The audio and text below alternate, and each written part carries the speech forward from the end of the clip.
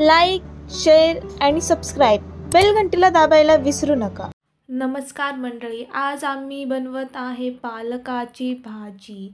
तर मी पालकाला एकदम बारीक असं चिरून घेतलं आहे आणि जिरे मोहरीच्या फोडणीमध्ये मी सगळं पालक टाकत आहे आणि त्याच्यामध्ये आपण ॲड करूया शेंगदाण्याचा कूट. मी 1-2-3 चमचे शेंगदाण्याचा कूट ॲड करते त्यामध्ये, म्हणजे त्याला अशी अप्रतिम अशी चव येईल. आणि आता मी हा ठेचा, म्हणजे ठेचा आहे पण त्याच्यात अद्रक लसूणची पेस्ट पण मी टाकली आहे, कारण की लसूणनी चव येते. आणि आपल्याला जेवढं तिखट पाहिजे आहे तेवढं तिखट मी त्यामध्ये ॲड केलं आहे. आणि आपल्या चवीनुसार हळद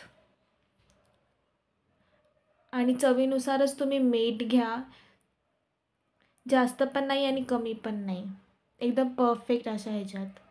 आणि आता पालकाच्या भाजीला मी सगळे हलवून घेते, एकदम सगळं असं एकजीव असं करून घेते आहे. तुम्ही पाहू शकता की त्याला आता थोडंसं पाणी सुटलेलं आहे. आणि आता आपण त्याच्यामध्ये पाणी ॲड करणार आहोत. तर मी 2 ग्लास पाणी ॲड करून घेते पालकाच्या भाजीमध्ये.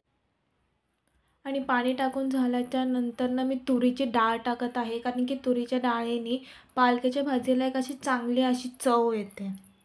आणि मी डाळ त्याच्यात चांगली मिक्स केली आहे. आणि जोपर्यंत आपली भाजी शिजत आहे तोपर्यंत मी बेसन घेतलं आहे पालकाची भजी करण्यासाठी. त्याच्यामध्ये चवीनुसार मीठ टाकलं आहे. आणि आता त्याच्यामध्ये मी ॲड करत आहे आपला ठेचा, अद्रक लसूण पेस्टवाला ठेचा आणि हळद, जेणेकरून आपल्या भजींना एकदम अशी अप्रतिम अशी तिखट अशी चव येईल, एकदम झणझणीतवाली. आणि आता त्याच्यामध्ये बेसन जे आहे त्याच्यात थोडं थोडं करून आपल्याला पाणी ॲड करायचं आहे, कारण की त्याच्यामध्ये गाठी झाल्या नाही पाहिजे. तर मी थोडं थोडं करून त्याच्यात पाणी ॲड करून घेते आहे आणि त्या बेसनाला हलवते आहे. तुम्ही पाहू शकता की आपल्या बेसनाची पेस्ट एकदम अशी तयार झालेली आहे. आता मी पालक घेते आहे, पालकाचे पानं आहेत पूर्ण अशी, ज्याला की मी धुवून चांगले घेतलेले आहेत. आणि आता आपण एक पालकेचं पान घेणार आहोत आणि त्याला आपण बेसनाच्या पेस्टमध्ये डुबवणार आहोत आणि आपण कढईमध्ये टाकणार आहोत.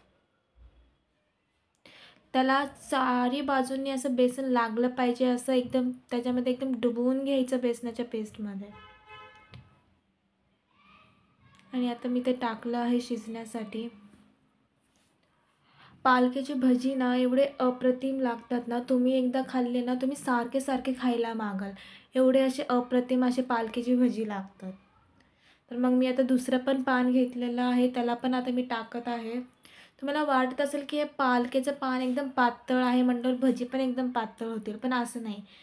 बेसनामुळे त्याला थोडंसं असं जाड पण येतं आणि ते खाण्यासाठी पण एकदम कुरकुरीत असे आणि एकदम सुंदर आणि अप्रतिम लागतात. तुम्ही पण नक्की घरी ट्राय करून बघा हे पालकाची भजी, म्हणजे तुम्हाला कळेल की पालकाच्या भजी किती छान लागतात. आणि हे आपले पालकाची भजी, भात आणि पालकाची भाजी अशी तयार झाली आहे एकदम अप्रतिम पद्धतीने.